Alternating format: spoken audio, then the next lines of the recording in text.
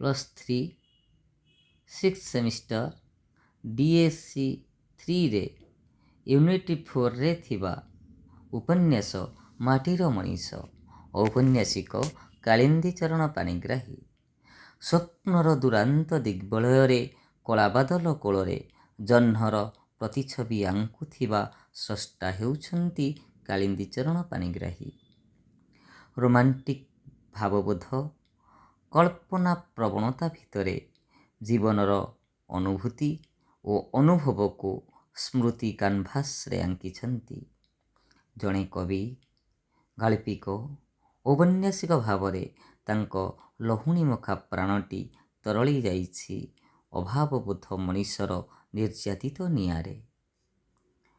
ତତ୍କାଳୀନ ସମୟର ଗତାନୁଗତ ଧାରାରୁ ଟିକେ ଦୂରକୁ ଆଖି ଫେରାଇ ସେ ସୃଷ୍ଟି କରିଛନ୍ତି ଛୁରୀଟିଏ ଲୋଡ଼ା, ମନେ ନାହିଁ, କ୍ଷଣିକ ସତ୍ୟ, ମହାଦୀପ ଭଳି କବିତା ସଂକଳନ।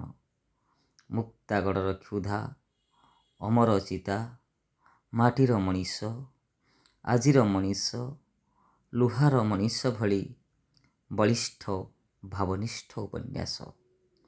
ଆଲୋଚ୍ୟ ଉପନ୍ୟାସ ମାଟିର ମଣିଷ ମାଟିର କଥା କହୁଥିବା ଏକ ଭିନ୍ନ ମଣିଷ, ଯାହା ପିଠିରେ ମରା ହୋଇଛି ଅନ୍ୟ ନିକଟରେ ନିଜକୁ ଛୋଟ କରିବାର ବିଜ୍ଞାପନ। ମାଟିର ମଣିଷ ଉପନ୍ୟାସ ଶ୍ରୀ ପାଣିଗ୍ରାହୀଙ୍କର ସମାଜ ଭିତରୁ ଗାଁର ବାସ୍ନା ସାଉଁଟୁଥିବା ଏକ ପାରିବାରିକ ଉପନ୍ୟାସ, ଯେଉଁଠି ଗାନ୍ଧୀବାଦର ହୋଇଛି ସଫଳ ରୂପାୟନ।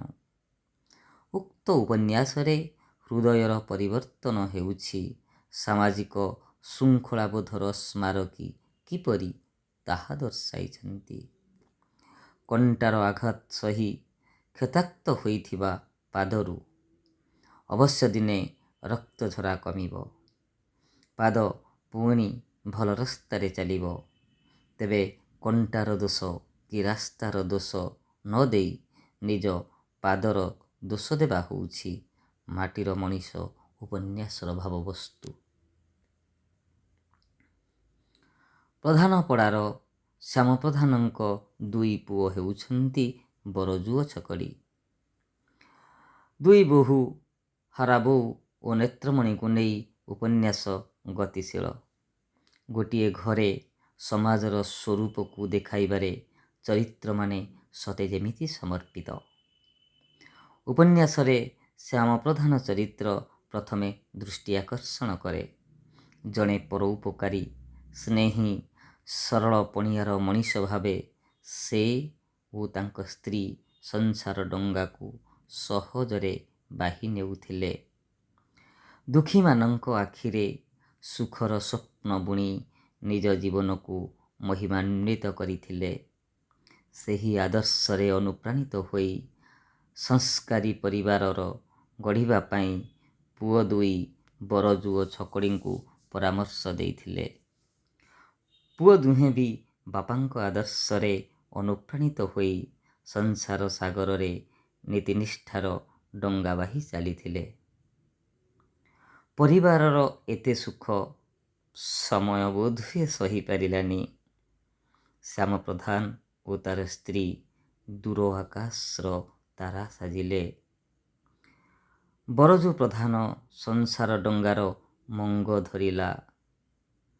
କିନ୍ତୁ ମଣିଷ ଯାହା ଖୋଜେ ତାହା ପାଏନା, ଆଉ ଯାହା ପାଏ ତାହା ତା ଆବଶ୍ୟକତାଠାରୁ କାଣିଚାଏ ମାତ୍ର। ନ୍ୟାୟରେ ବରଜୁ ନିଜକୁ ସଜାଡ଼ିଲା।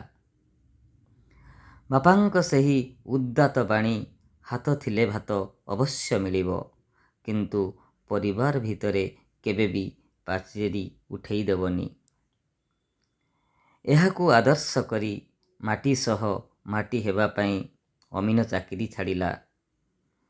ସାନ ଭାଇ ଛକଡ଼ିକୁ ମମତାର ପାଟ ଓଢ଼ଣୀରେ ଗୁଡ଼େଇ ରଖି ନିଜେ କ୍ଷେତରେ ଚାଷ କଲା।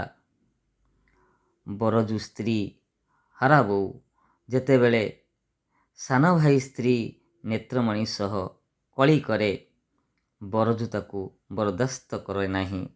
ସବୁ ଦୋଷ ନିଜ ସ୍ତ୍ରୀକୁ ହିଁ ଦିଏ। ଏଥିରୁ ଗାନ୍ଧୀବାଦର ଆଦର୍ଶ ସ୍ତ୍ରୀକୁ ଲୁଣ ଛାଡ଼ିବାକୁ ହେଲେ ନିଜକୁ ଲୁଣ ଛାଡ଼ିବାକୁ ପଡ଼ିବ, ଏହି ଭାବ ସ୍ପଷ୍ଟ। ସ୍ୱାମୀଙ୍କ ନୀତି ଆଦର୍ଶକୁ ପାଥେୟ କରି ହରାବୋଉ ନିଜକୁ ପରିବର୍ତ୍ତନ କରିଛି। ଘର ସ୍ୱର୍ଗ ପାଲଟିଛି। ନାଲି ଟୁକୁଟୁକୁ ବୋହୂଟି ଆସେ, ପାଖରେ ଶୁଏ, କାନରେ କୁହେ, ତା କଥା କି ଅନ୍ୟଥା ହୁଏ। ଏହି ନ୍ୟାୟରେ ଛକଡ଼ି ସ୍ତ୍ରୀ ମାୟାରେ ପଡ଼ିଛି। ଛକଡ଼ିର ଥିବା ଭାଇ ପ୍ରତି ଭକ୍ତି, ଝିଆରୀ ହାରା ସୁନା ଓ ମେତ, ପୁତୁରା ଦାମଙ୍କ ପ୍ରତି ଅଶେଷ ମମତା ନେତ୍ରମଣିର ଅସହ୍ୟ ହୋଇଛି।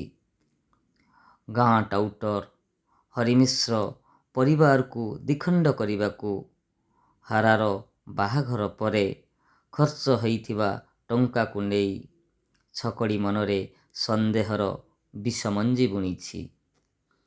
ଯାହାକୁ ଆଧାର କରି ହାରାମଣି ଭାଇ ବରଜଠାରୁ ଅଲଗା ହେବା ପାଇଁ ପରାମର୍ଶ ଦେଇଛି। ଗୋଟିଏ ପଟେ ଆଦର୍ଶ ପରିବାର, ଅନ୍ୟପଟେ କାନକୁହାଙ୍କ କପଟ। କାହାକୁ ଆପଣାର କରିବ ବୁଝିପାରିନି। ହରିମିଶ୍ରେ ପରର ସମ୍ପତ୍ତି ଲୁଟିବାକୁ ଚାହେଁ। ଈର୍ଷା ପ୍ରତିହିଂସାରେ ଜଳୁଥିବା ସତେ ଯେମିତି ଗୋଟିଏ ମଣିଷଖିଆ ବାଘ। ବାହାରେ ବରଜୁ ବିରୁଦ୍ଧରେ ଗପିବା ସହିପାରେନି ବରଜୁର ପ୍ରିୟ ଅଭାବୀ ମଣିଷ ଧରମା ବାଉରୀ। ସେ ପ୍ରତିବାଦ କଲା। ଫଳସ୍ୱରୂପ ହରିମିଶ୍ରେ ଧରମା ବାଉରୀକୁ ଲୋକ ଲଗାଇ ଖୁବ୍ ପିଟିଲେ। ଏହି ଅମାନୁଷିକ ଦଣ୍ଡକୁ ସହିପାରିଲାନି ଧରମା। ଆଖିରେ ପ୍ରତିଶୋଧର ନିଆଁ। ମରିଯିବ ସିନା, ଛାଡ଼ିବନି। କଟୁରୀ ବଜାଇଲା ଓ ହରିମିଶ୍ରଙ୍କ ରକ୍ତରେ ଚିତା ନାଇବାର ପ୍ରତିଜ୍ଞା ବି କଲା। କିନ୍ତୁ ଯନ୍ତ୍ରଣାର ପ୍ରତିଶୋଧ ପ୍ରତିହିଂସାରେ ନଥାଏ, କ୍ଷମାରେ ଥାଏ। ଧରମାକୁ ବୁଝାଇଲା ବରଜୁ। ମାୟାଧର ମାନସିଂହ ତାଙ୍କ କ୍ଷମା ପ୍ରବନ୍ଧରେ ଲେଖିଛନ୍ତି, କ୍ଷମାକୁ ମହତ୍ତର ପ୍ରତିହିଂସା କୁହାଯାଏ। ଏହା ତ ଗାନ୍ଧୀବାଦୀ ଚେତନାର କଥା। ସମୟର କଡ଼ଲେଉଟା ଭାବରେ ପରିବର୍ତ୍ତନ ଆସିଛି।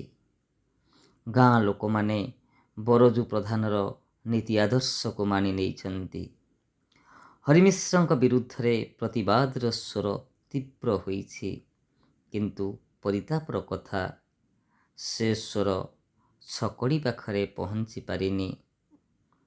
ନେତ୍ରମଣି କଥାକୁ ମାନି ଭାଇଠାରୁ ଅଲଗା ହେବା ପାଇଁ ସ୍ଥିର କରିଛି। ଏଥିରେ ବରଜୁ ପ୍ରଧାନ ଆଘାତ ପାଇଲେ ବି ସ୍ଥିତପ୍ରଜ୍ଞ। କାରଣ ଗୋଟେ ବିଶାଳ ହୃଦୟ ନେଇ ଛିଡ଼ା ହୋଇଥିବା ପାହାଡ଼ଟି କେଇଟା ମୂଷା ଗାତରେ ଭାଙ୍ଗି ଯାଇପାରେନା।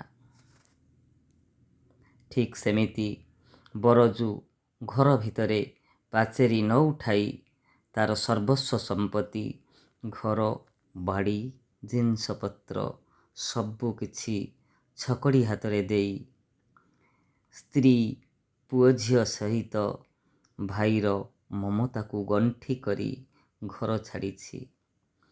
ଗାଁଟା ଯାକ ଜମା ହୋଇ ବରଜୁକୁ ଅଟକାଇଲେ, କିନ୍ତୁ ବରଜୁ ତାର ନିଷ୍ପତ୍ତିରେ ଥିଲା ଅବିଚଳିତ। ଭାଇ ହାତରେ ଅତୀତର ମଧୁର ମୁହୂର୍ତ୍ତକୁ ସମର୍ପି ସେ ଯାଇ ଗାଁର ଗୌରାଙ୍ଗ ସେଣଙ୍କ ଘରେ ରହିଲା। ଭାଇ ଚାଲିଯିବା ପରେ ଛକଡ଼ିକୁ ଘର ଖାଁ ଖାଁ ଲାଗିଲା। ମନ ଭିତରେ ପିଲାଦିନର ସ୍ମୃତି ଆଉଟୁ ପାଉଟୁ ହେଲା। ରକ୍ତ କେବେ ରକ୍ତଠାରୁ ଅଲଗା ହୋଇପାରେନା। ଏହି ନ୍ୟାୟରେ ଛକଡ଼ିର ମୋହଭଙ୍ଗ ଘଟିଲା। ସ୍ତ୍ରୀର କଥାକୁ ପାପ ଭାବି ତାଙ୍କ ପାଖକୁ ଗଲା। ଭାଇକୁ ଫେରିଯିବାକୁ ମିନତି କଲା। ବରଜୁ ତାକୁ ପ୍ରେମର ଚଅଁରରେ ଝାଡ଼ିଝୁଡ଼ି ଦେଲା। ସମଗ୍ର ଉପନ୍ୟାସରେ ଗାନ୍ଧୀବାଦର ପ୍ରବାହ ଯଥା ମଣିଷକୁ ଭଲ ପାଇବା, ଅସ୍ପୃଶ୍ୟତା ନିବାରଣ, ଭୋଗ ନୁହେଁ ତ୍ୟାଗରେ ପ୍ରେମ ମିଳେ ଏହି ଭାବ ସ୍ପଷ୍ଟ।